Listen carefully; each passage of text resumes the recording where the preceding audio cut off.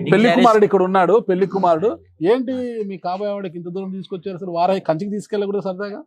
అంటే ఇక్కడ multiple collections ఇక్కడ వాటికన్నా ఇక్కడ ఎక్కువ దొరుకుతున్నాయి కదండి. కంచి కన్నా ఇక్కడ ఎక్కువ ఉన్నాయా? కలెక్షన్స్ అబ్బో. ఎక్కువ ఉన్నాయి. ఆ, వాళ్ళకి కూడా ఆ, దగ్గరలో ఉంటది కదా హైదరాబాద్ అంటే. ఓకే.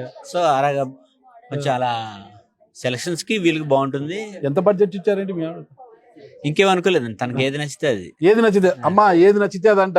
నువ్వు ఏది పట్టుకుంటే అదే నీ చీర. అంతే. తగ్గద్దమ్మా, మంచి చీర తీసి పట్టుకో, ఓకేనా? వాళ్ళకి బోల్డ్ ఈడ- రిక్వైర్మెంట్లు ఉంటాయి కదండి. అంచులు బాగుండాలి, కలర్స్ బాగుండాలి, ఆ.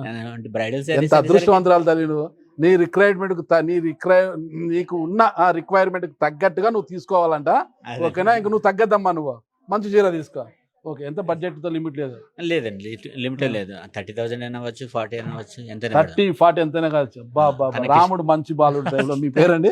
రాజ్ కుమార్. రాజ్ కుమార్ మంచి బాలుడు అండి. చూడు, కాబోయే వారికి ఇప్పుడే 30-40 వేలు ఎంతైనా సరే బస్తీ మీద సవాల్ కొనుక్కోమని అంటున్నాడు అనమాట.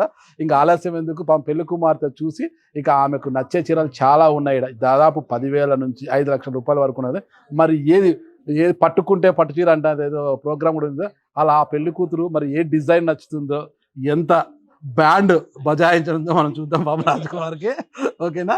ఓకే. అందరికీ నచ్చి మెచ్చే చీరలు కాంచీపురమే ఇక్కడ ఉంది. వీళ్ళు చెప్పడం బట్టే మనకు కాంచీపురం వెళ్ళడం ఎందుకు, వృధా ప్రయాస, ప్రయాణము, ఖర్చు, అన్నిటి కూడా సమయం వేస్ట్, మనీ వేస్ట్.